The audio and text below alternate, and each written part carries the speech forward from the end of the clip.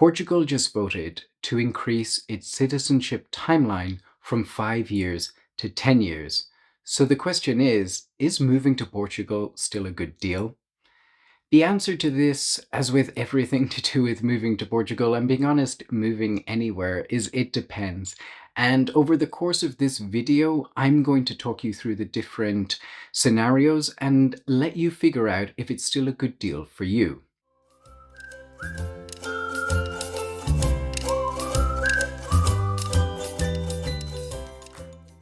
But first of all, here's what's happened. Portugal's parliament has voted to increase the residency requirement for citizenship for 5 years to 10 years. So previously or currently, you would need to live in Portugal for 5 years before you can apply for citizenship through naturalization. Now it'll be 10 years. There's one exception, which is if you're from a Portuguese-speaking country like Brazil or Mozambique, or you're from an EU country. Here you're looking at 7 years instead of 10 years. Now, this still needs approval from the president, but many feel that this is essentially a formality at this point and it's going to pass. Now, if you are concerned about this, if you would like bespoke help, visit portugalist.com/chat. So let me talk about the first group of people who actually wanted to live in Portugal. And for them, things have changed for sure, but the day-to-day practical stuff will remain much the same. So Portugal has voted to change its requirements for citizenship, but it hasn't changed the requirements for the visas. So if you were thinking about moving to Portugal on a D7 visa, a Digital Nomad visa, D2 visa, any of the visas really, nothing has changed. You can still move there just as easily as before, and Portugal still has some of the easiest entry requirements in the whole of the EU. Nothing has changed with regards to access to the public healthcare system, which was a big selling point. You would still be able to use that once you're a resident. You would still have the right to live here essentially for as long as you like. There are still, renewals to do and things like that, but essentially you would still have the right to live here. Nothing has changed on that front. You can buy property if you want, you can rent property if you want, you can attend Portuguese university. All of that remains the same. It isn't just the case that you would have to wait until 10 years before anything good happens. After 5 years, permanent residency is an option. So this is something that you would have to apply for. And if you are a non-EU EEA Swiss citizen, you would need to pass a language exam, the same one that you would need to do for citizenship.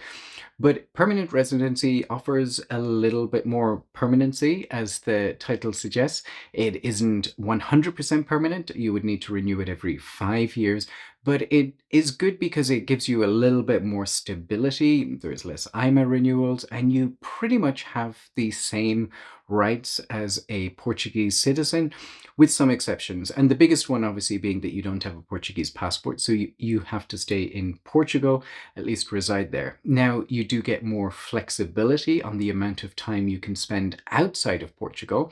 So some people look at the first 5 years and notice that there are limitations on how much time you can spend outside of Portugal, and it can feel a little bit limiting.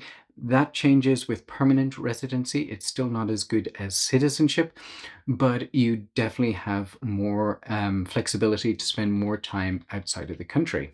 One other important note is that the clock now starts ticking when you receive your residency permit. So previously it started when you submitted your application. So if you were applying for the D7 visa, for example, in the US, you would apply for that and submit it, and that point is when it would start counting. So that effectively means that you're not just looking at 10 years physically in Portugal, you're probably looking at somewhere like 10 and a half years maybe, or at least 10 and a half to 11 years from the point at which you submit your application. Now, what if you just wanted the Portuguese passport? Well, if your plan was just to get citizenship, this isn't such a good deal, especially if you were thinking about getting this and then immediately going to Germany or France or another EU country. You're now looking at probably 10 to 11 years of residency plus another 2 to 3 years of processing time. Anywhere from 10 to 15 years, depending on the visa that you go for. And more on that in a little bit. So, given this, why would you move to Portugal if your plan was to move to France or Germany? Well, here's the problem. It's harder to move to one of those countries. It's harder to move to France or Germany or Ireland than it is to Portugal. So I think a lot of people will be frustrated and they will think, well, I'm not going to move to Portugal anymore. But then they will look at what the options are for moving to other countries and find out actually Portugal is still one of the countries that has attainable residency visas. So I might have to look there. It's worth noting that you can still move to somewhere like France or Germany from Portugal. So if you move to Portugal and you change your mind and you want to move to France or somewhere else in the EU, you can apply from Portugal. Now, it doesn't necessarily get any easier when you're a temporary resident, but it does get a little bit easier after you have permanent residency in Portugal. So while the clock would restart for citizenship, if you move to, say, France, for example, that time you spent in Portugal isn't going to count towards French citizenship, you would still be able to move to other EU countries. So if your plan is to come to Portugal and your plan was to maybe spend 5 or 6 years here and then live somewhere else, that is still a possibility. It's just not going to be as easy as it was before.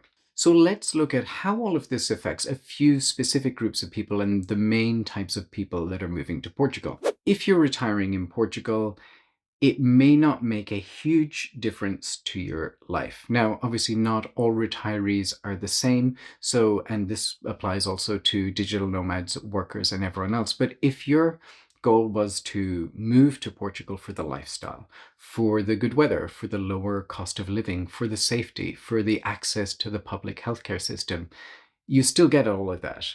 And if you weren't thinking about moving somewhere else afterwards, it doesn't make a major difference to your life. Now, what about digital nomads? Typically, when we talk about digital nomads, we're talking about freelancers and remote workers.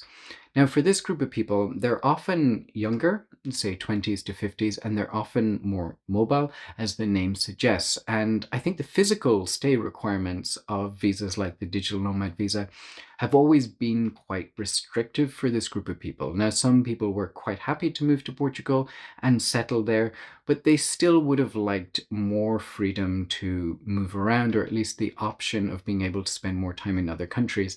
And they were limited by the sort of 6 consecutive months or 8 non-consecutive months rule. Now, the good news is that once you hit permanent residency, as mentioned, the rules loosen up significantly. So you can be absent from Portugal for up to 24 consecutive months or 30 months total within a 3 year period. So this gives you a considerable amount of flexibility from years 5 to 10 that you didn't have during years 1 to 5. Now, one group of people that I think will be affected here is those that have a remote job. So some people have their own companies and they move to Portugal on the digital nomad visa, and some people work for a company, say in the UK or US, get permission to work from Portugal and move to Portugal on the digital nomad visa.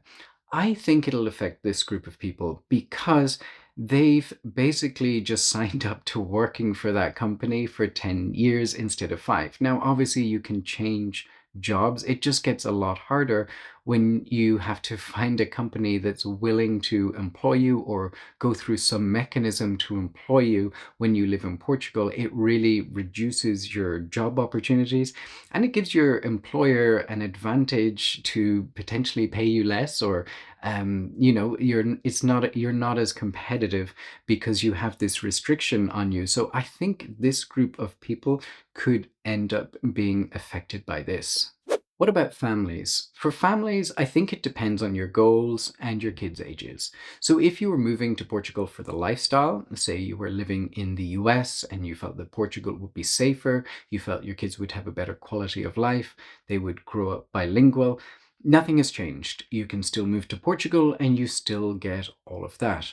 where I think one of the biggest downsides for families will be is for those whose plan was that their kids would have a Portuguese passport by the time they turned 18, by the time they were thinking about studying. They could then look at the whole of the EU or universities across the whole of the EU and decide, do I want to study in Portugal or do I want to study in France, Germany, Ireland, etc., and pay EU rates, or potentially just go and work there or live there. So, is there going to be a cutoff here? Well, yes, kind of.